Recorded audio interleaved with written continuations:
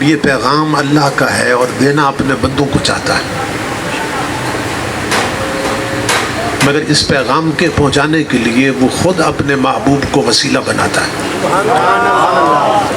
کل میرے حبیب بات میری ہے مگر پہنچا آپ دیں، پیغام میرا ہے مگر سنا آپ دیں، کہ جب میرا فضل اور رحمت ملے تو پھر چاہیے کہ خوشی منائیں۔ اب چونکہ میلاد شریف کا ماہ مقدس آنے والا ہے تو جو لوگ حضور کے میلاد کی خوشی مناتے ہیں انہیں چاہیے کہ اس آیت کو یاد کر لیں، یا اس کا معنی یاد کر لیں، یا اس کا مفہوم یاد رکھ لیں۔ بہت سے لوگ ہیں جو خوشی مناتے ہیں اور بہت سے ہیں جو وسوسہ پیدا کرتے ہیں۔ تو جب کوئی پوچھے کہ حضور کے میلاد کی خوشی کیوں مناتے ہو، موٹی سی بات یاد رکھ لیں۔ آپ کہہ سکتے ہیں کہ قرآن میں اللہ رب العزت کا حکم ہے کہ جب اس کا فضل اور رحمت ملے تو پھر خوشی مناؤ، اور قرآن میں ہی اللہ رب العزت نے خود بتایا ہے کہ اس کا محبوب رحمت بھی ہے اور فضل بھی ہے۔ وَمَا أَرْسَلْنَاكَ إِلَّا رَحْمَةً لِّلْعَالَمِينَ، یہاں رحمت کس کو فرمایا گیا؟ حضور کو۔ یا ایھا النبی انا ارسلناک شاہدا ومبشرا ونذیرا وداعیا الی اللہ باذنہ وسراجا منیرا وبشر المؤمنین بان لهم من اللہ فضلا کبیرا۔ تو یہاں فضل کس کو کہا گیا؟ حضور کی ذات۔ رحمت بھی حضور کی ذات اور فضل بھی حضور کی ذات، اور حکم یہ ہے کہ جب فضل اور رحمت ملے تو پھر خوشی مناؤ۔ تو ہم 12 ربیع الاول کو اسی لیے خوشی مناتے ہیں کہ آج کے دن ہمیں حضور کی شکل میں اللہ کی رحمت بھی ملی اور اس کا فضل بھی ملا،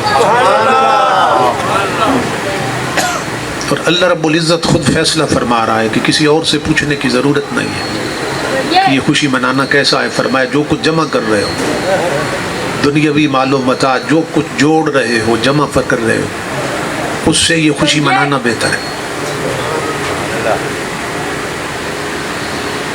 تو بات کل سے شروع کی ہے، میرے حبیب آپ فرما دیجئے۔ اب ایمان سے سوچئے، اگر ایمان کی سلامتی ہو تو ایک بات بڑی واضح ہو رہی ہے، اپنا پیغام اپنے بندوں تک پہنچانے کے لیے اس کا محبوب واسطہ ہے اور وسیلہ ہے، اور یہ وسیلہ خود خدا نے بنایا، یہ واسطہ خود خدا نے بنایا۔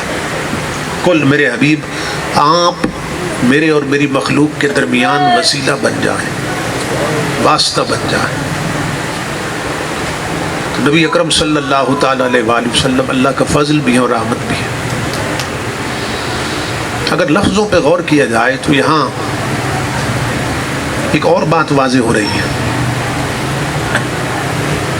اب کوئی اگر خوشی نہیں مناتا اس سے جھگڑا کرنے کی ضرورت نہیں، کیونکہ یہاں اللہ رب العزت یہ بیان فرما رہا ہے کہ خوشی وہ کرے جس پر فضل ہو، خوشی وہ منائے جس پر رحمت ہو، جس کو فضل اور رحمت ملے وہ خوشی منائے۔ تو 12 ربیع الاول کو عقیدہ پوچھنے کی ضرورت نہیں ہوتی، چہرے بتا دیتے ہیں کہ کس پہ فضل ہوا ہے اور کس پہ نہیں ہوا۔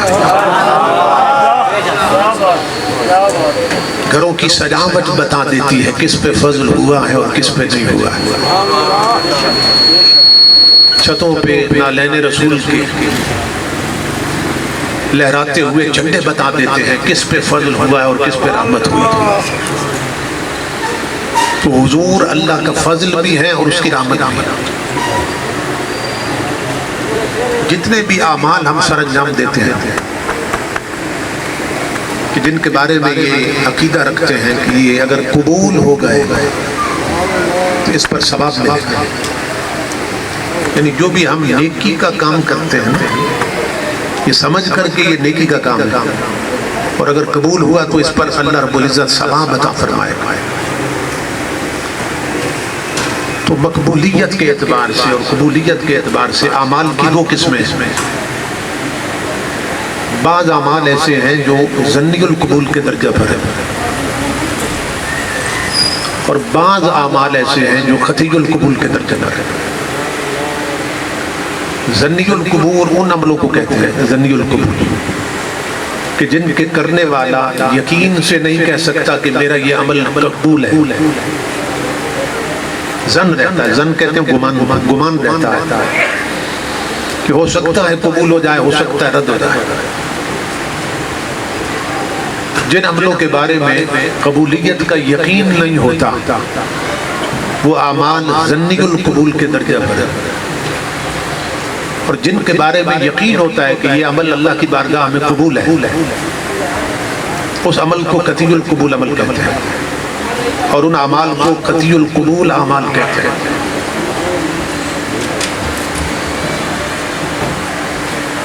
کہ کرنے والا یقین سے کہہ سکتا ہے کہ میرا یہ عمل قبول ہے۔ تو کچھ ہے ظنی القبول اعمال اور کچھ ہے قطعی القبول اعمال۔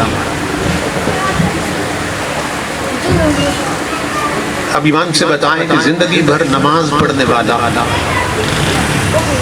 کیا یقین سے کہہ سکتا ہے کہ میری نماز مقبول ہے؟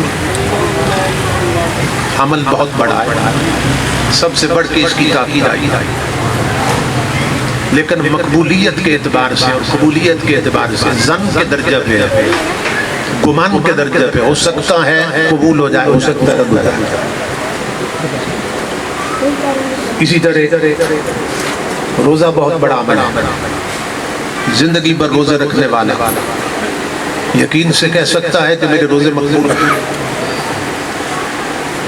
بہت بڑا عمل ہے، مگر مقبولیت کے اعتبار سے ظن کے درجے پہ کھڑا ہے۔ زندگی بھر حج کرنے والا الحاج جو کہلاتا ہے